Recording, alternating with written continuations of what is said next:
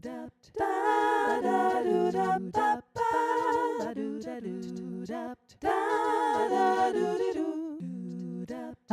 my name's Susanne. Welcome to the 120th episode of Handmade, from the life of a knitting, singing, writing spinner. Today brings you the 12th ever English episode. So, if I remember correctly, the last one I did in English was in August, I think.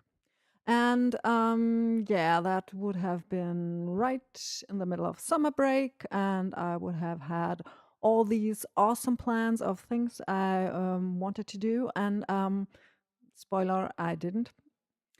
I also had high hopes of finishing the novel that was in progress then during August, I think, but it took until September. I'm currently writing the second in that series. That's the new one that I started in February. So I'll keep you posted if and when I publish something. I'll let you know. Other than that, I don't really remember what happened. Nothing major, I think. Yeah.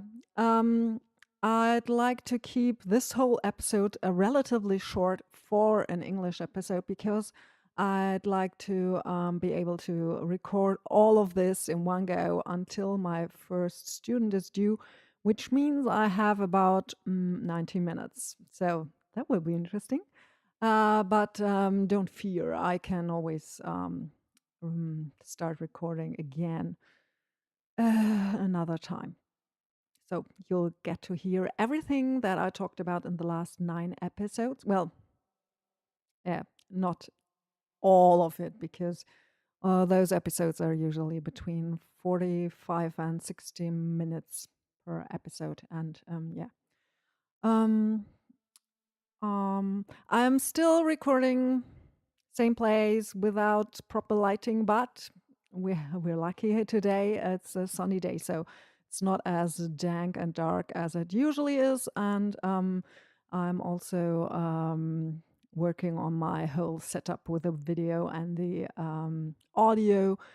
Don't know. I myself still prefer audio podcasts, but yeah, the whole world's on YouTube now.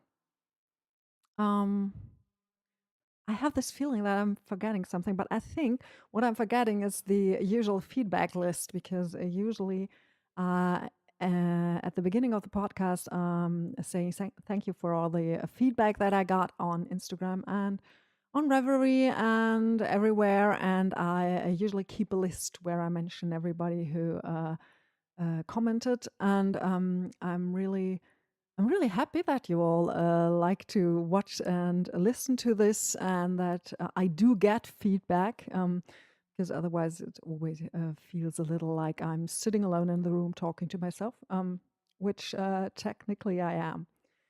So I'll just jump into what I worked on since August.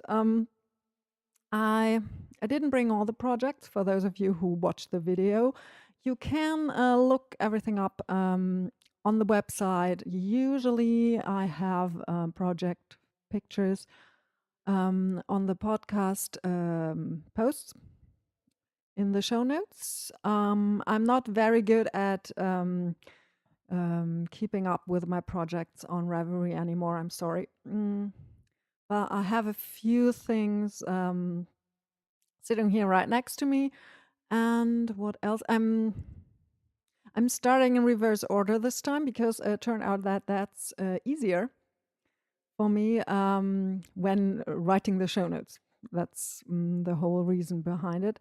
So I'm starting with a pair of Vanilla is the New Black socks that I made for my husband. Those socks are finished. I can't show you because he's wearing them already.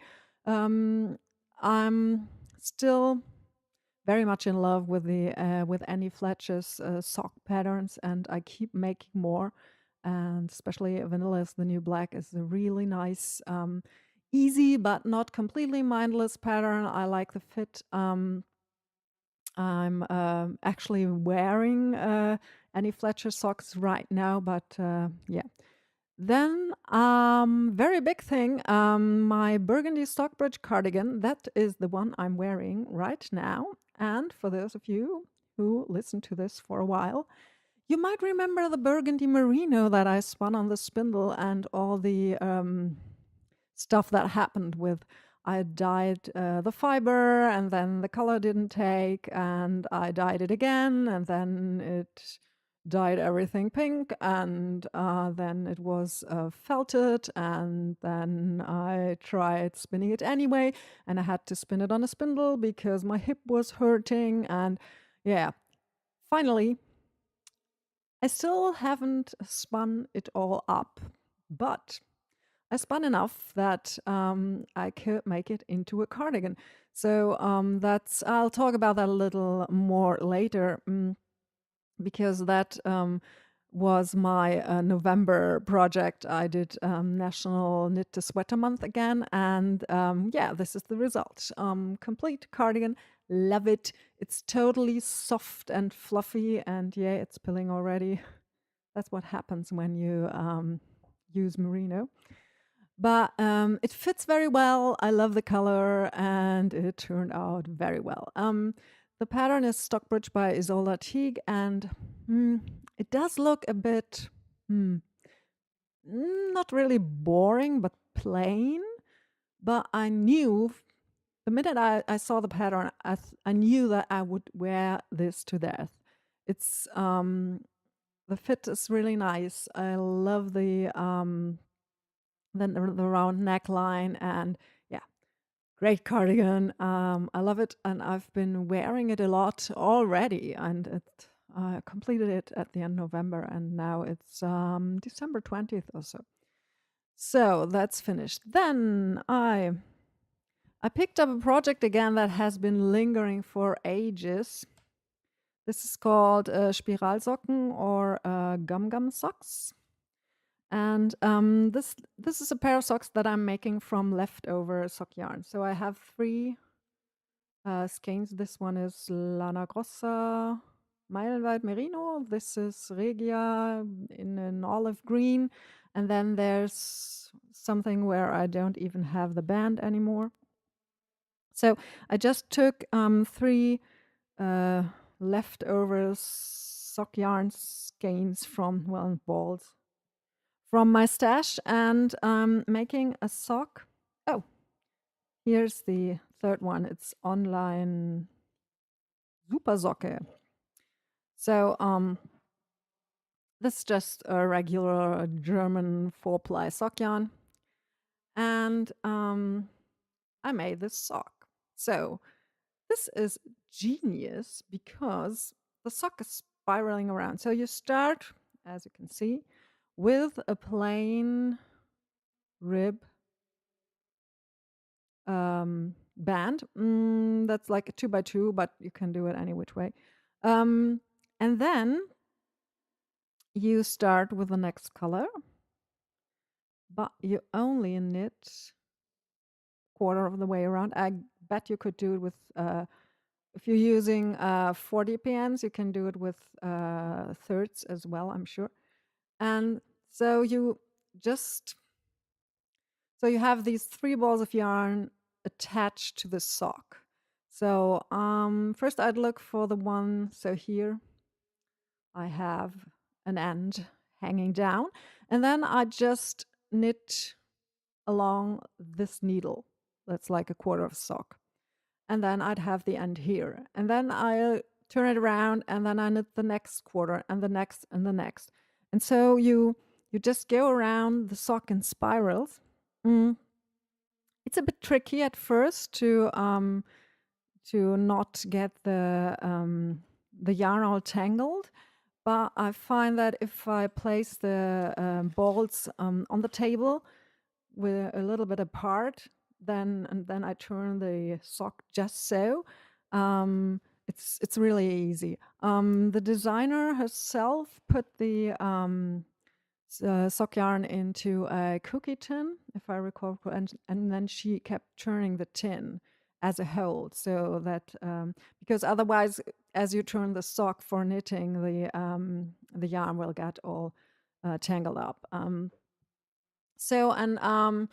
just knitted. I did a regular German plain vanilla sock. So well, not so German because the leg is totally in stockinette, and I think traditional German socks usually have those ribbed, but I'm not quite sure. I always used to make a ribbed leg before I knew there was such a thing as a sock pattern I could follow. So those, I finished the first sock and started the second. It's not my very favorite thing to knit because, well, it's fussy with all the balls of yarn and the ends, and you can never really get into this groove where you just knit around and around and around and around because you have to shift back. But it's a very nice way of using leftover sock yarn, and the sock looks pretty nice. Even though the yarns don't match all that well, I like it. So next, I have what I call the Scary Blithberg, another Annie Fletcher sock. This is the Blithberg pattern. This one I made with self-strapping sock yarn by Nicole C. Mendes. She has an Etsy shop. And this is a Halloween colorway, I think. That's why it's called Scary. And I've only done, no, not four, I think 14 rounds on this or something. It's just a baby beginning sock. I really love the colors. It's mostly gray and red and orange right now. Let me see this. Yeah, that's mostly it. Here it is, all wound up. Very nice sock yarn, very soft. And I love it. But this one is mostly sitting around doing nothing because I've been working on other things. Well, the main thing I've been working on, but that's not on my show notes list, is an owl again by Kate Davies. That's the you probably remember the owl sweater. That was her first big. Well, I think that was the first pattern she ever published, and she and I inherited some yarn, and there was a lot of very bulky yarn, and so right now I'm trying to knit an Allegan out of this.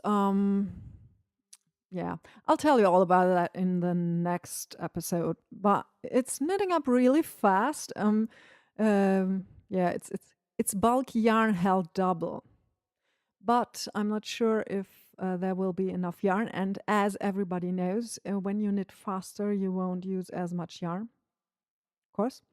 So yeah, I'm mostly working on that at the moment. Then I made a spoke hat for my husband. He is always cold and, well, not everywhere, mostly. He needs a lot of hats. And he wanted one that had extra warmth at the ears. And I made myself a spoke hat for wearing under my bike helmet. And that has a folded brim. And I thought that would be a great idea for my husband. And that was another long, drawn out spinning project. The spinning as such went pretty fast, but I wanted to make a cabled yarn because my husband's very hard on his knitted stuff and even on his hats. And so I made this yarn, and then I found that I hadn't put enough plying twist into the first plying a cabled yarn. I made 4 singles. Then I plied 2 of them together, 2 and 2. And then you ply the resulting 2 strands together again into the other direction. And in order for that to work, you need to put a lot of plying twist into the first time you through the first ply when you make the 2-ply, because some of that twist will go out again when you ply in the other direction. And so I plied it all, and then the yarn looked horrible, and I hated it, and it didn't really work, and so I didn't know what to do, and I took it all apart again. I actually took 100 grams of spun cabled yarn that was plied twice and unplied the 4-ply. I took the resulting 2 plies, plied those again, and then plied it all together. And now the yarn's really great. And I don't have it here, sorry. It's already in use, but the hat turned out really well. And then I had a little yarn left over, I think about 40 grams, maybe 30. And I thought, oh, I'll just make fingerless gloves for my husband, because he said that he was wearing the ones that I made for him, I don't know, 2 years ago. He's wearing those constantly when he goes out running. And so I thought, oh, yeah, then I'll do some garter mitts by Isolde Teague from the rest of the yarn. But there wasn't enough yarn for those mitts. And then I tried some crochet, fingerless mittens, gloves. And then, I don't know.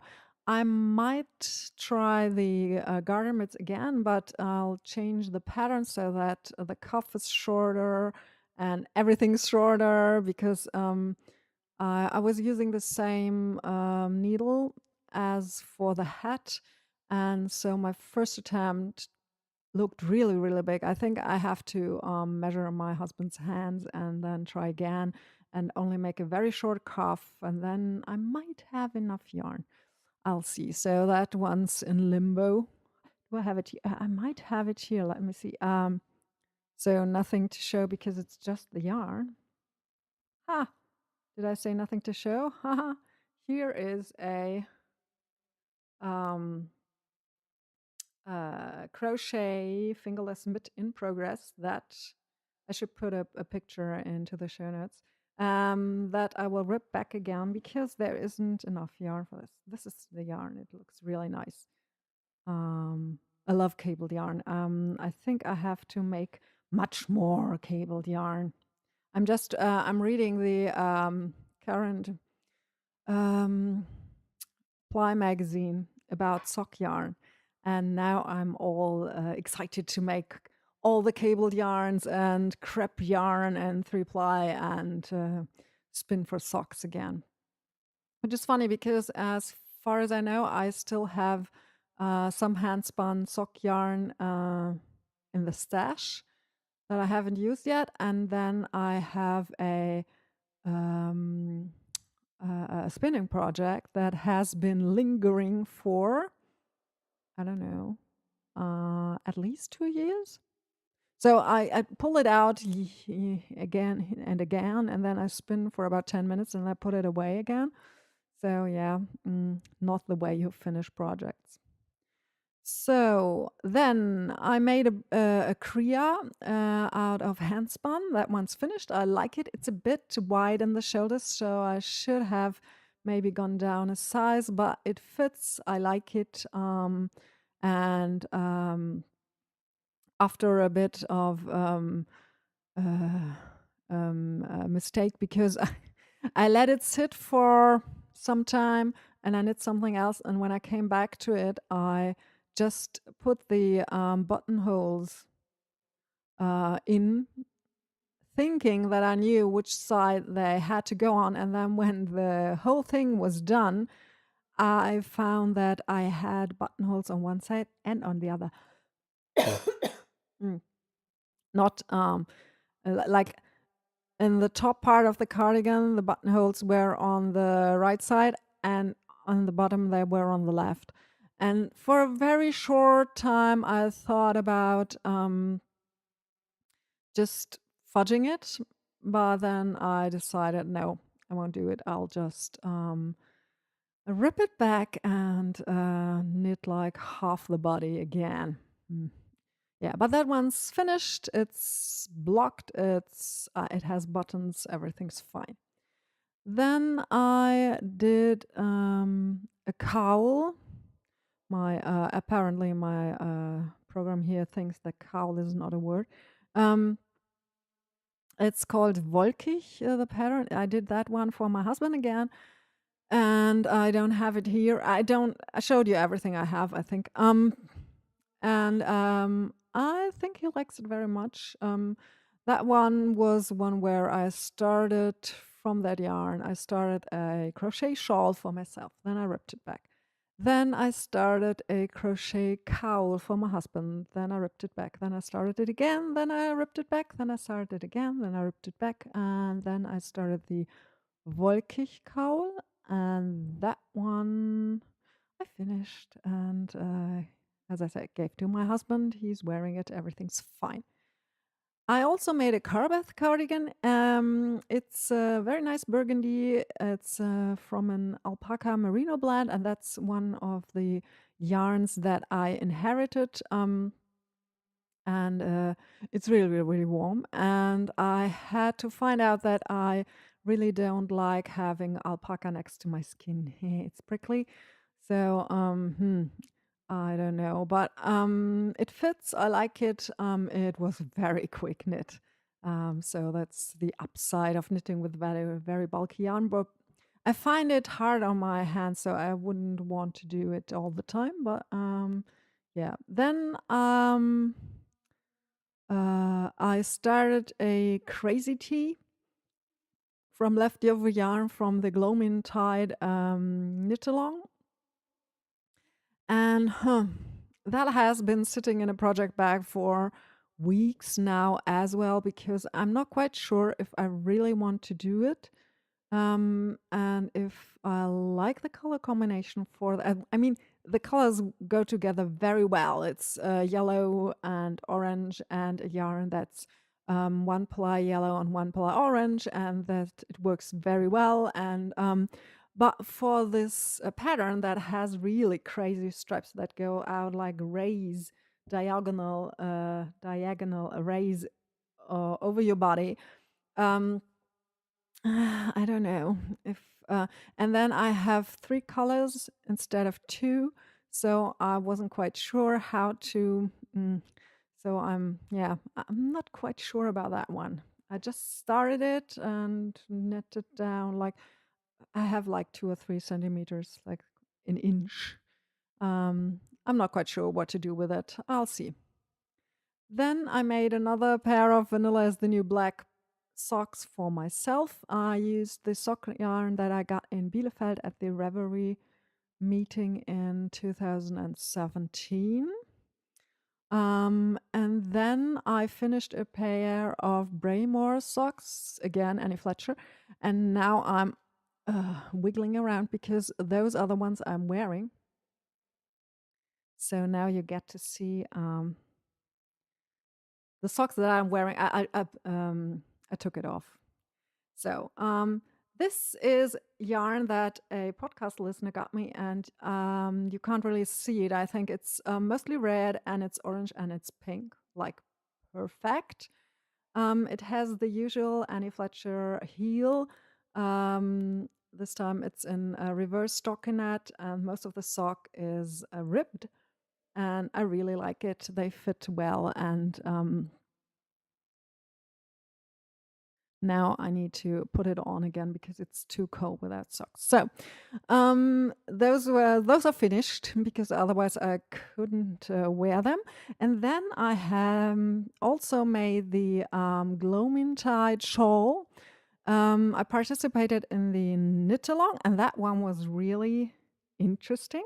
So this one is pretty big, and it's really fun. It was started on one end with a triangular piece, and then you started the other end with another triangular piece, and then you put them together and knit it in the round while decreasing, and you get this square that makes the point of the triangular shawl.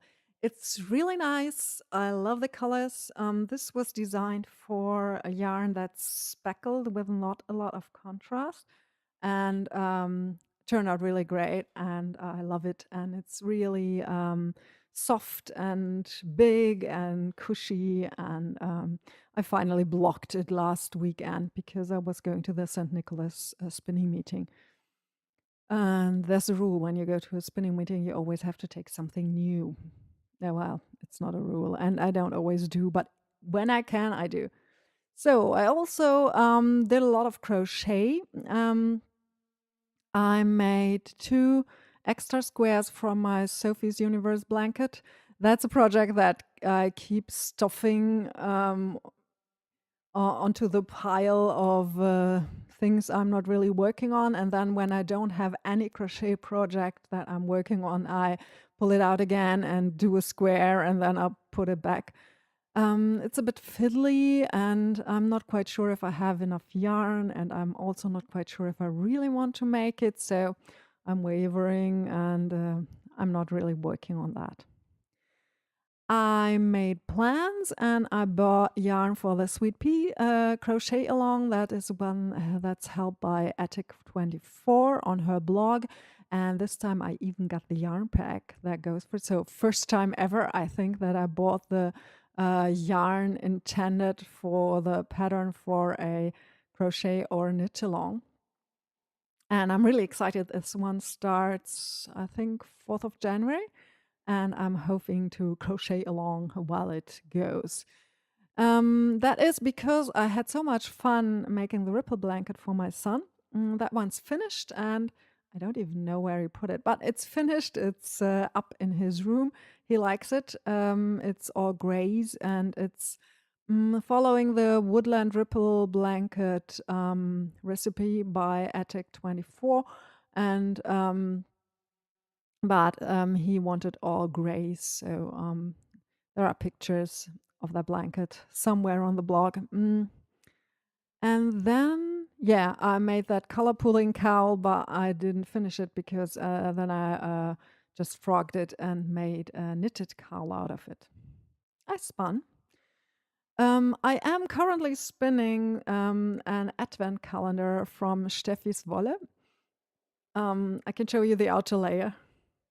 I have actually been keeping up with this every day. No, I have 2 more bobbins because as I'm dividing the fiber in half and spinning it on 2 bobbins. And I want to ply it together for a 2-ply, and I'm hoping to make a really big shawl out of it.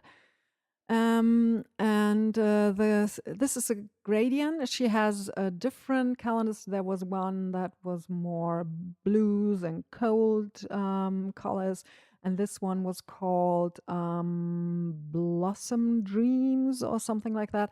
And it's a lot of lavender and pink and yellow and orange, and now it's pink again.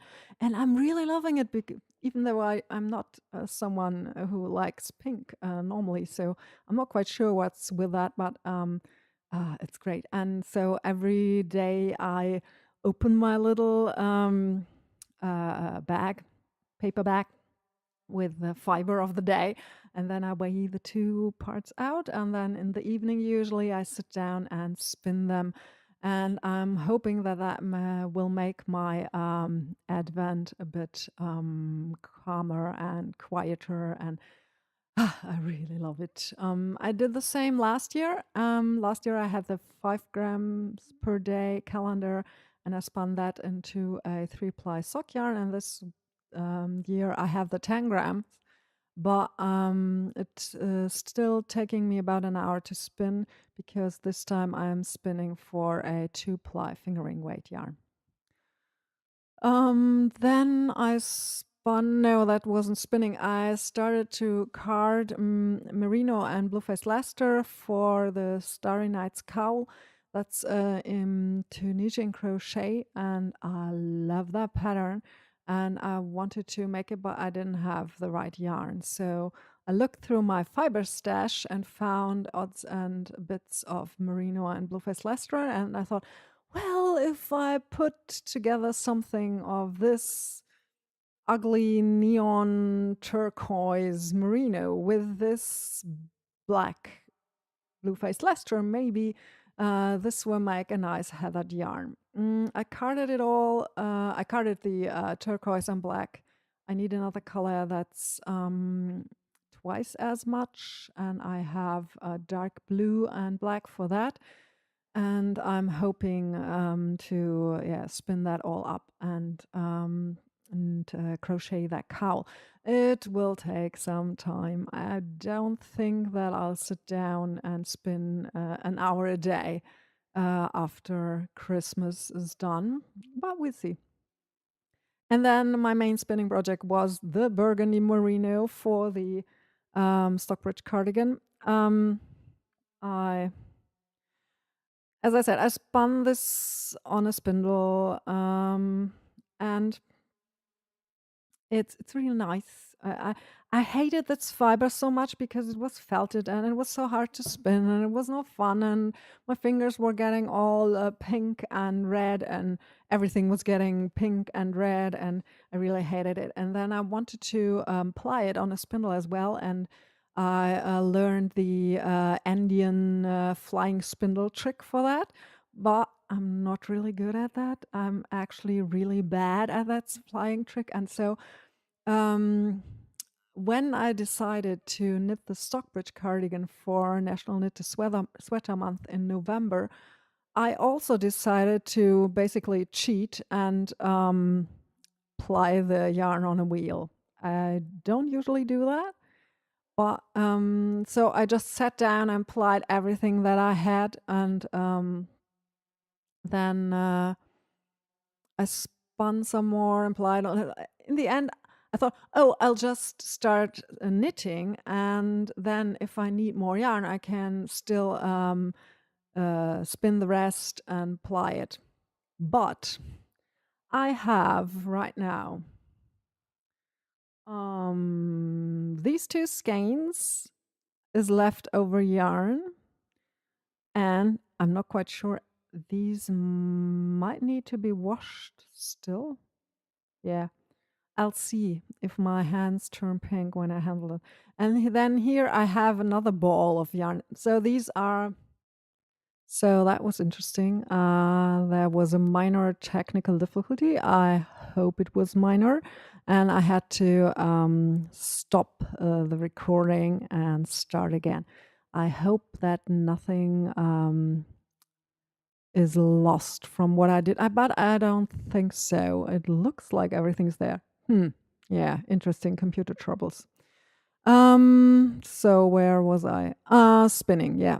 So the Burgundy Merino was a big project, and even when I didn't work on it, there was always the thought of, I need to spin it in the back of my head. But now I'm not done because there's still fiber left. I'm not quite sure if I want to spin that or not. Well, I'm pretty sure I don't want to, but I'm thinking about what to do with the rest of the yarn. I have, I think, about 120 grams left. Maybe I'll just, so that's what I already applied. So I could make a shawl out of this. I really love the color. As I said, it's really warm and soft and cushy and squishy and yeah, shawl, I think. So, and then of course, I spun all the merino silk for the Gloamingtide knit along, and that was a bit of a rush project because so I saw that there would be the knit along, so I signed up, and it said, yeah, fingering weight yarn, not too big, 3 colors. So I didn't even look at what it said, but a week before or 10 days or so before the knit along started, I looked at the piece of pattern that I had that said, oh, you need 300 grams of sock yarn in matching colors. And I was like, what? 300? So I started spinning.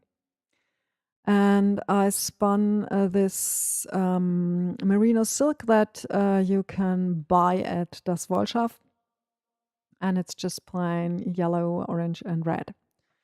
Then she said, "Well, the pattern is designed for this speckled yarn, and you don't want to have too much contrast between the colors." So I did the gauge swatch and found that my three colors, while going well together, had really hard contrast between them. So you could really see the line where one color ended and the next started. But with the official Gloaming-Tide knit-along yarn, you couldn't. So, and in between, I managed to spin the red yarn in the wrong direction. So I spun that twice, and then I decided not to use it, but to spin a third color by combining one ply of the yellow and one ply of the orange. So while the knit along was already started, I was still spinning the yarn for it. And so that was fun. I think that time I was already knitting on the shawl and spinning the yarn for it in the evenings or something, because the first part didn't use the third color, only the one that well, for me it's the yellow and the orange. Sorry, I'm just looking to see where it started. This end. So that's like orange, orange, orange, and then a bit of the yellow and orange, orange, orange, and then that's like week 2 or so. I needed the third color, but by then I had spun it, and yeah. So that was a bit of a big project with a little bit of stress, but I was surprised at how fast I could spin for this. It's like 100 and no, I spun 300 grams, but I think I have 120 left or so. So the shawl doesn't use those 300 grams all up. So, and then there was my project wardrobe. I don't know if you remember. I I started this project in the podcasting of Deutsch Gruppe because I really want to make myself more clothes, and I want to sew my own clothes and not buy them. And I need quite a few new clothes. Now I'm not going naked without sewing anything or buying anything, but I'd like a couple of t-shirts, and I need like yoga pants, and I want a new coat, and all the things. And so I made a plan, and I started sewing, and all that I got done was this t-shirt that I'm wearing. This is my only finished sewing project for the whole year. So that was a bit embarrassing, but I did start a dress. It's the pattern's called Q by Nina something. Lee, I think Lee. And that dress is almost finished. I need to learn how to do understitching and apply it to the dress, and then I don't know. So it already looks like a dress, and I have to I'm blanking on the term how to call it. So I need to for the button bands and such. It's not interfacing, the thing that you put underneath so that it's stiffer. Not interfacing. The other one, that's actual fabric. It'll get to me, I'm sure. So I need to put that in, and then I need to make the buttonholes and sew the buttons on and hem the dress, and then it will be finished. So another 6 months or so.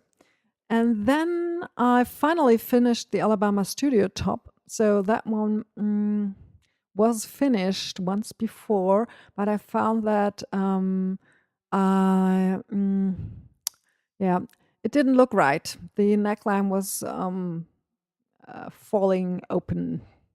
So I took the neckband off and then I sewed it on again, and now it's finished. So I have one sleeveless top for the summer.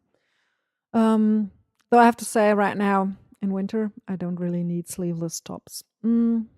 So I'm still not giving up on the project wardrobe. So I'm hoping to do some more sewing in 2019 than I did in 2018, though I said the same thing a year ago.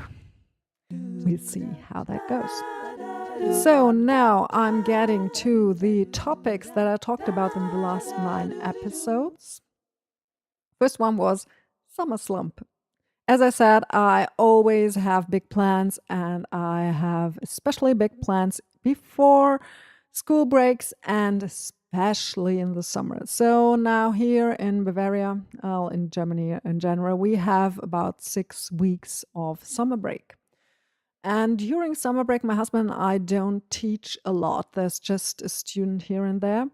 So usually we teach every afternoon, but not in August and the beginning of September. So I wanted to finish my novel and revamp the website for our teaching business and sew all the clothes and spin and I don't know, renovate the house and the balcony. And in the end, I basically did nothing, I think. So, first of all, it was either me or my husband traveling. Not all that much, just a little bit. And it was enough to throw us off. Well, I'm always thrown off by breaks. It's so funny. Today, as I record, this is Thursday, and so I'm eagerly waiting for the weekend, and then I'll have 2 weeks off for Christmas break. And as every time I'm thinking, oh yeah, again, I can do this and I can do that, and I have all this time and it will be great. And in the end, I usually am less productive than during the school year because when I'm teaching, I know I have this time in the day for doing things for myself, for sewing and knitting and spinning and writing and making music. But when I have a day off, I think, oh, I have the whole day, but I don't. And since I'm teaching afternoons, when I'm not teaching, in theory, I have the afternoon off. But in the afternoon, my energy levels are usually very low. And then when we have days off, my son and I often watch Star Trek or something, Doctor Who, and that means that I'm watching TV for 90 minutes. And that combined with the after lunch slump usually means that I don't have any time at all. So I should stop making plans for days off.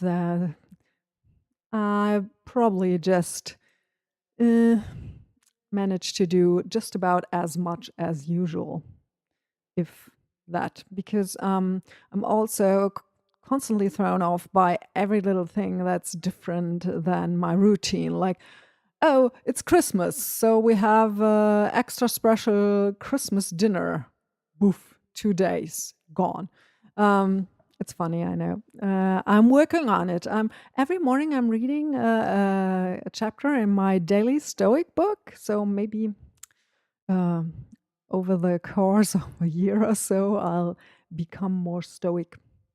I have a long way to go. So yeah. So that was the summer slump.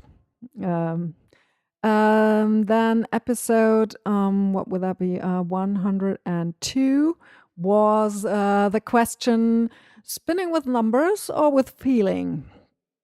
Now, there are people who do everything in spinning with so in a rational manner with index cards and protractors, and they are counting treadles per inch or whatever.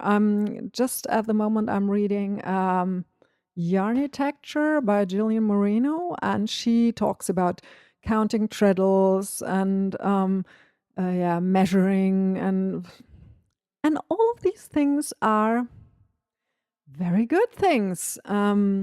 I have in the past, when I had a big, especially when I had a big spinning project, I have a bag full of index cards with yarns samples, and they say, okay, singles yarn, two ply washed, and when now I wanted to say, when I make a big project like a cardigan from handspun, I'll often spin a sample and then knit a gauge swatch and then spin the rest of the cardigan.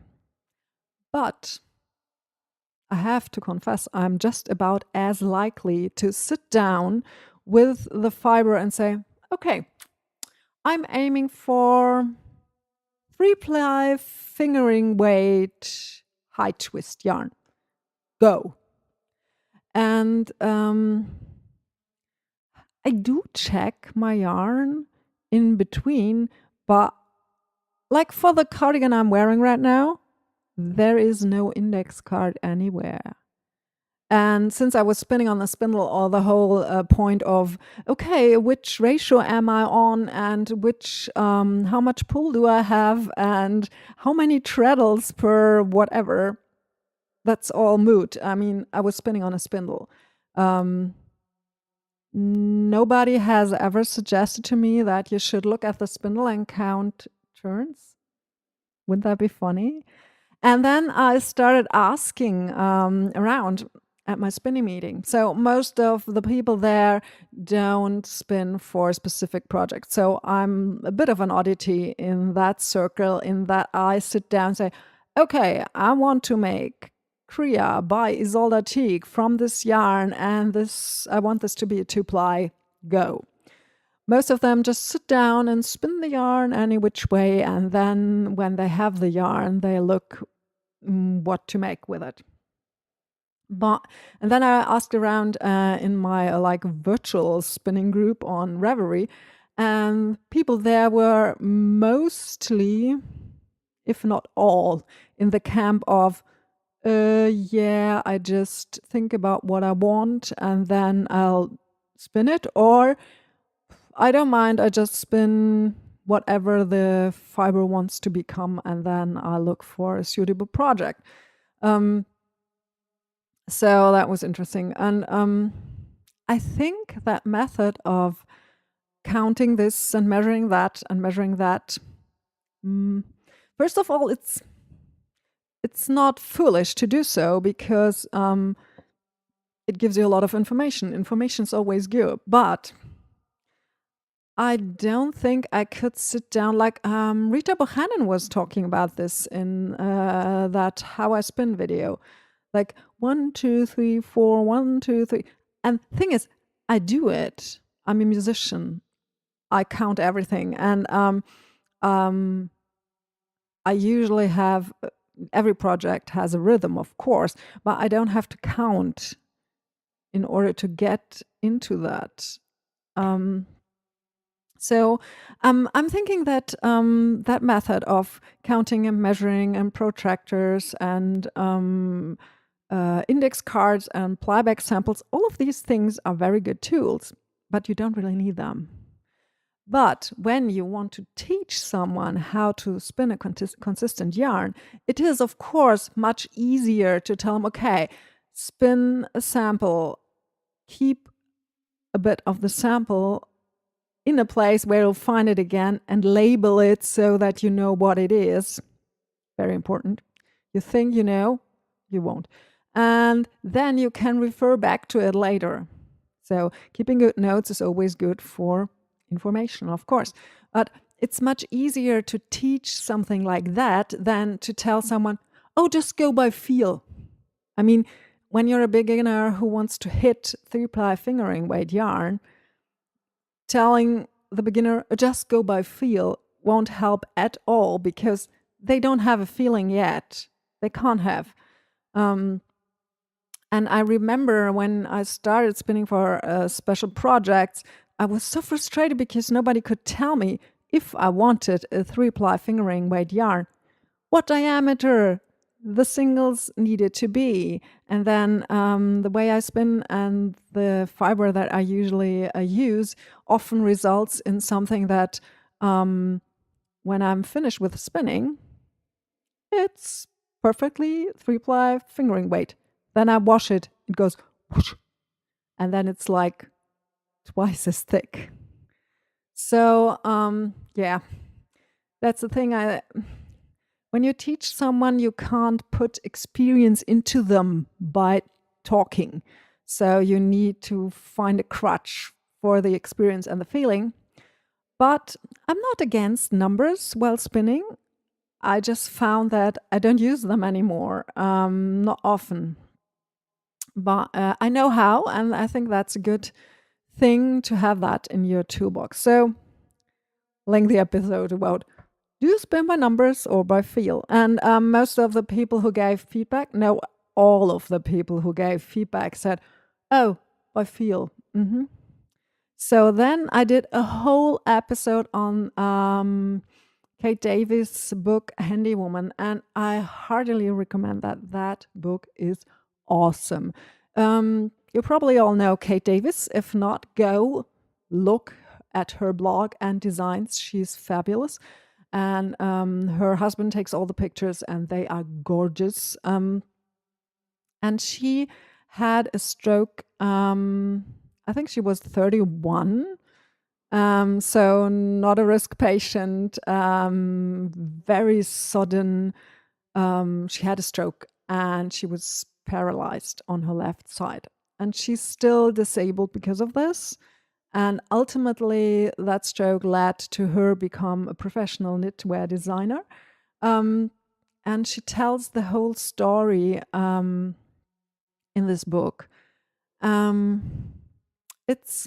is a memoir, but it's much more than that. It's just, it has like a dozen really deep, wonderful essays about the whole experience, about knitting and community, about things like braiding hair and what your hairdo means culturally and for you. And she has an ode to this piece of equipment that helped her get up and move from the bed to a chair and back again in the beginning. And it talks about inclusivity and about inclusive design and about all kinds of things. It's fabulous. And it's one of the few books that I bought on paper that I actually read all the way through. I happen to read most of my books on my ebook reader, and I prefer them that way. But that one, and it's a beautiful book. I mean, yeah, she's a great designer. The book is wonderfully designed, and it has a nice texture, and yeah. So I talked about the book more in detail in that episode, of course. Then there was an episode about haberdashery. I think that's the one. See, that's the thing that I wanted to look up before recording. And that was inspired by the Handy Woman book, because there is an essay in the book about all the small things that you have as a knitter, like needles and buttons and scissors and safety pins and all those small things. And I did an episode where I talked about those, like gauge meters and tape measures and stitch markers and all those things. And I have to say that when I started knitting, most of these things were not available. at least not to me. And I think if they had been, we wouldn't have bought them because my mother and grandmother and aunts and everybody would have said, they're unnecessary and frivolous. Why do you need stitch markers or a gauge meter or what you can measure the thickness of your needles with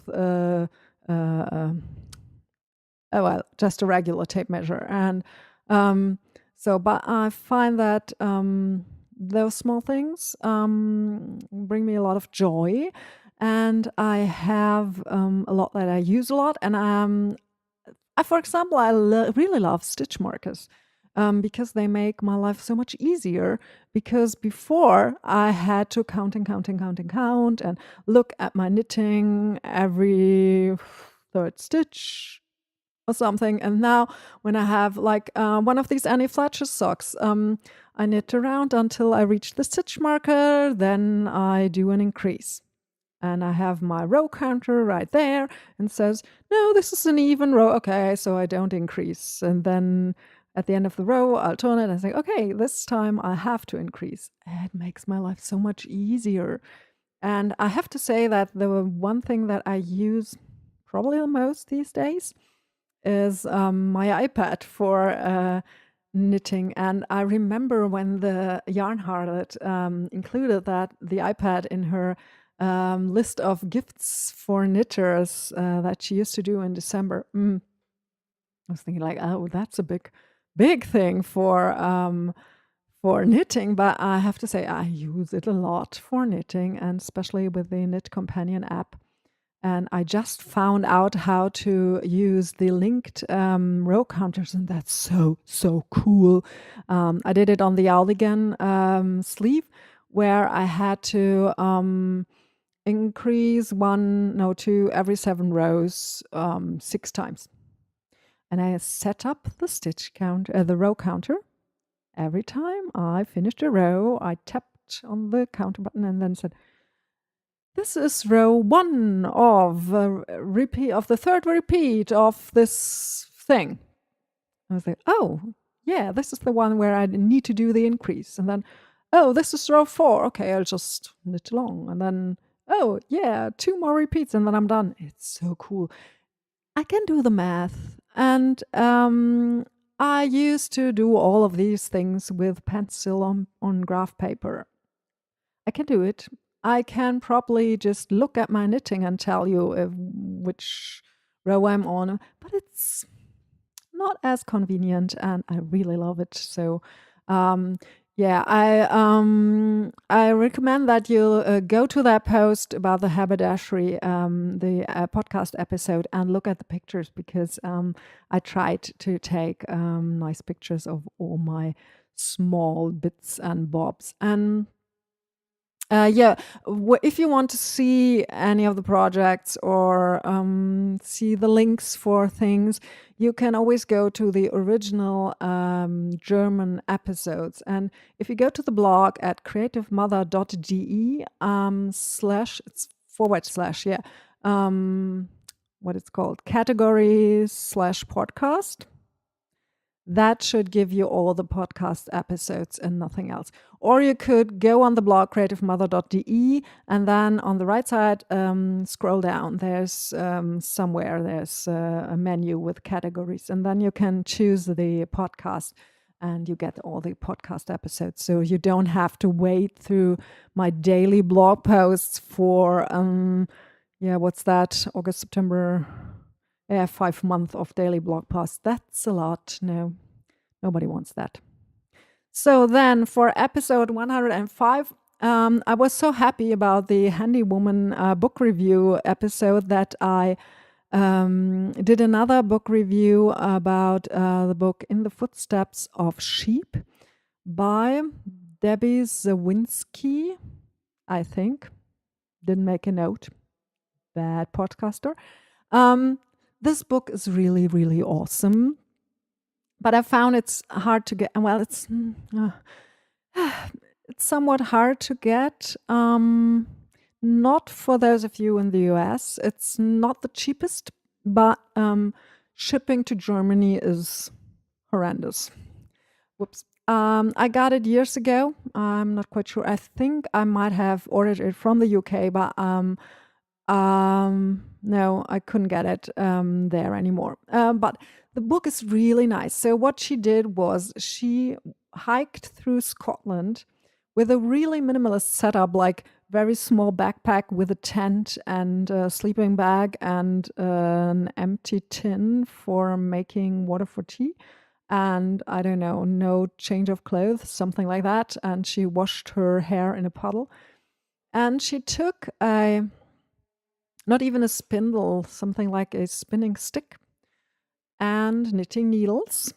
And she collected sheep's wool from fences and such. But sometimes she also asked shepherds because she wanted to find wool from certain Scottish breeds. So she hiked along, she collected the wool, she spun it, and then she knitted it into a sock. And on the way, she also designed a few more socks from fiber that was local and all these breeds. And there are stunning pictures in there. And you have this whole travel memoir, and you have like the patterns, and it's really, really a gorgeous, wonderful book. And I loved it, and so I talked about it on the podcast at length. Then episode 106, I talked about how to knit a sweater that actually fits, because so there's a new knitting podcast in German that I really, really love. And those two podcasters are slightly newer knitters, I think.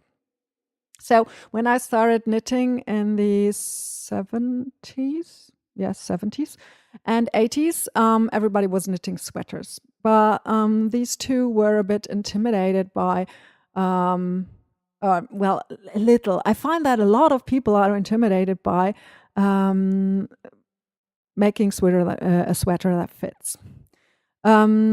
Now, fashion's changing again, so we are almost back to 80s silhouettes, which means that knitting a sweater that fits is much easier because you just knit something really, really big, and then you just have to make sure that the sleeves aren't too long.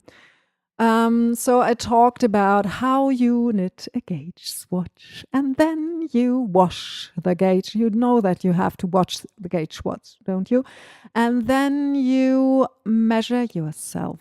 And then you look at the pattern, and then you compare your measurements to those of the pattern. And then you have to know how you like your sweaters to fit. If you're somebody like me who doesn't mind having negative ease at the bust, or if you want them all loose and don't feel good if you don't have like 10 centimeters of ease everywhere. So yeah, so you do the gauge swatch, you wash the gauge swatch, and you write it all down so that you know that this was my gauge before I washed it, and this is my gauge after I washed it. So when you knit it, you can measure again and see if your gauge while knitting is still the same as it was when you made the gauge swatch, because that's something that happens to me a lot, that, oh, I'm knitting along on the gauge swatch. And then when I knit the actual sweater and I'm knitting on it for like a week or 2 or 3, my gauge is getting much looser and more relaxed, and I'm not as excited to start a new sweater. So you can measure in between. There are people who advocate trying it on. I like that, but if you have a yarn that grows a lot after washing, then trying it on might not help you a lot. But what you also can do is like pull a lifeline through the live stitches, wash and block the unfinished sweater. That's perfectly fine. You can do that. And then you see how it will turn out. So that's one place where I wouldn't go by feel. So I have to admit I do that as well. That's the thing with the experience again, if you've done this a lot. But my sweaters are still a bit hit and miss. But I'm getting better because I'm doing the gauge swatch and I'm looking at the pattern and I'm thinking about what I want. And I do bust darts and I take my shoulder measurements usually as the measurement that because when most patterns have you measure your bust, and then that is what you use as the base for the decision which size you make. Now, for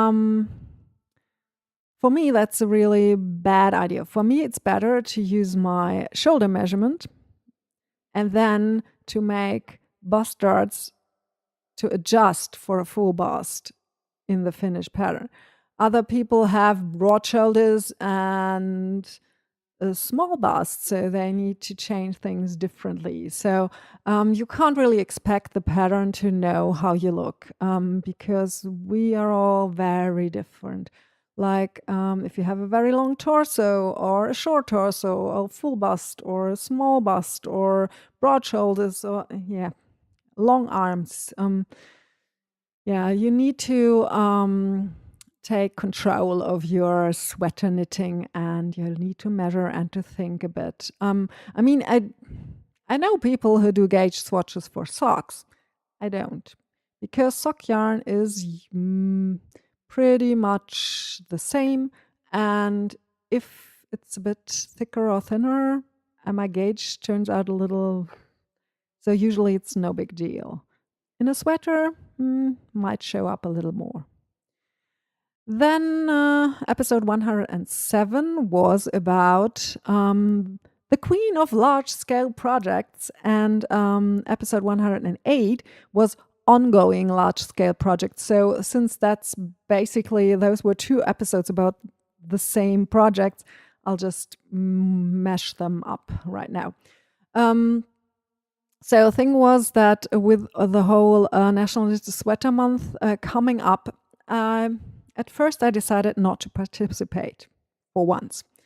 But then Julia, who blogs at eliandra.de, that's eliandhra.de, in German, she called me out and she said, Susanne inspired me to do National Knitted Sweater Month. I don't think I'll actually achieve a full sweater, but I'll try.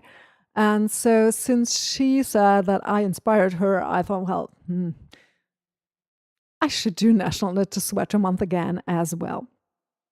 So that was when I decided to finish the burgundy merino, spin and ply it all up, and then knit the sweater in November.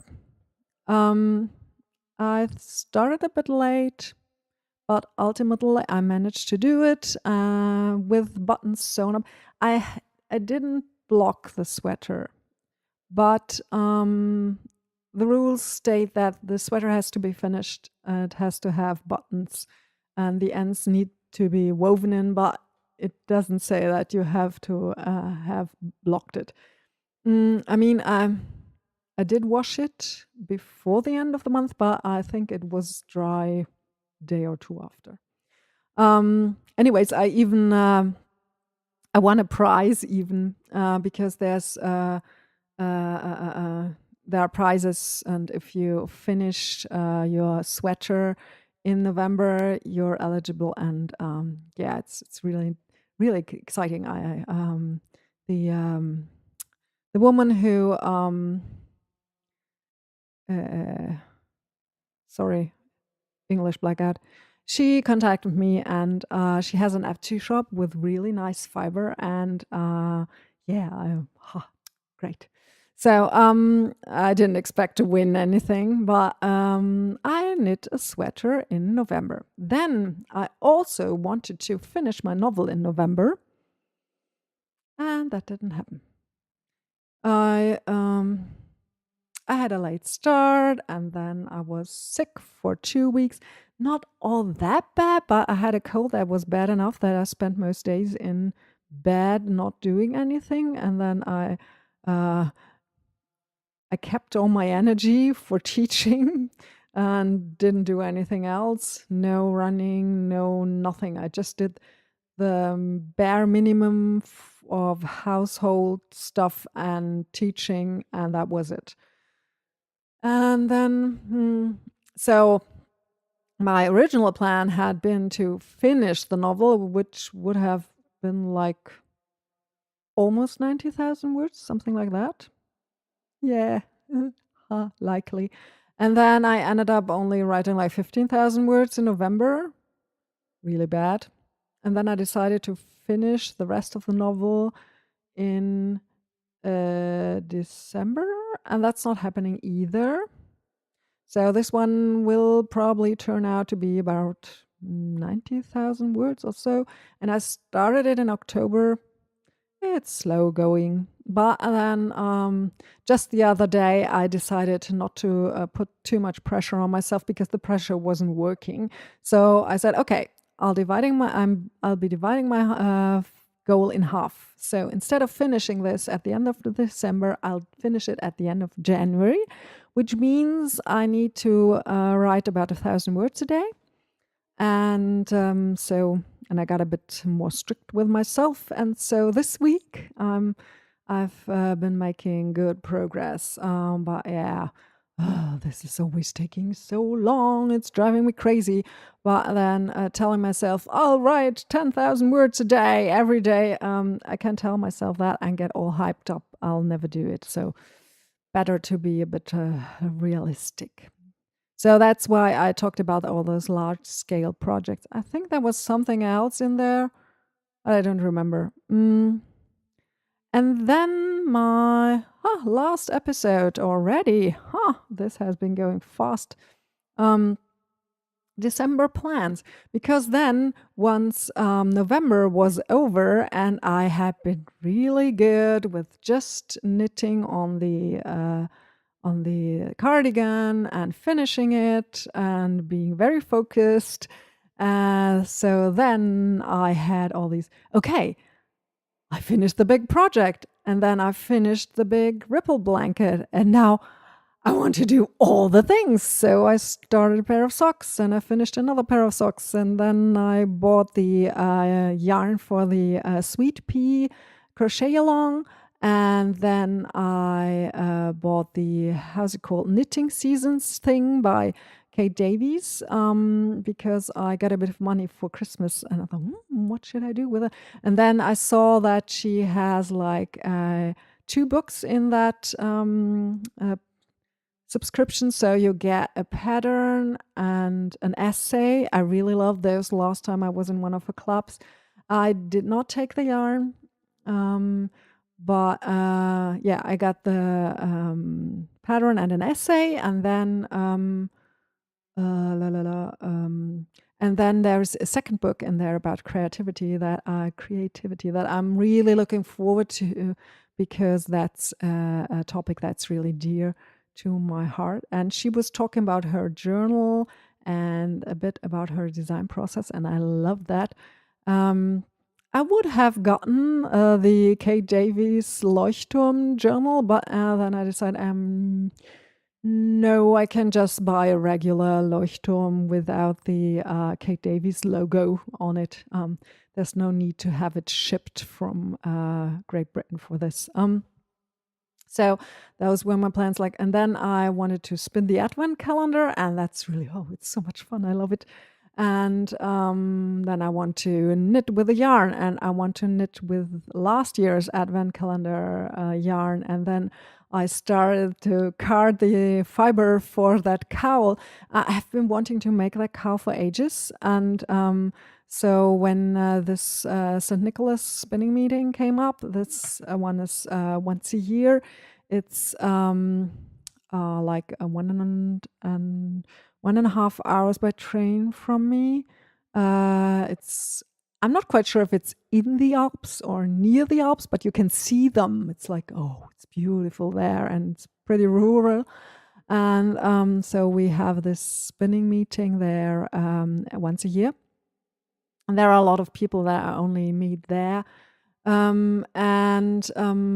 didn't want to bring my little jam wheel because I was taking the train and then I wanted to walk up the hill to the place where the spinning meeting was.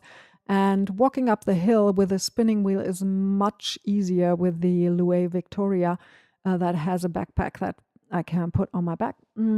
So I needed a Louis Victoria project. And so, of course, I just carted those 50 grams for the first color for that cowl.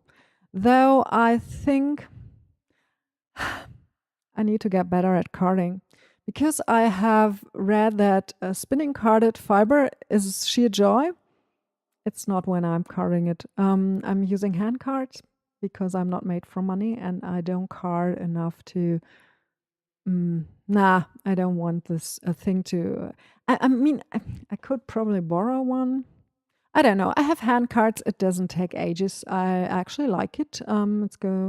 It went pretty fast. And now that I've seen the carding video by Beth Smith, I think I have a carding video from Interweave with 4 different people demonstrating carding. Yeah, I'm not quite sure.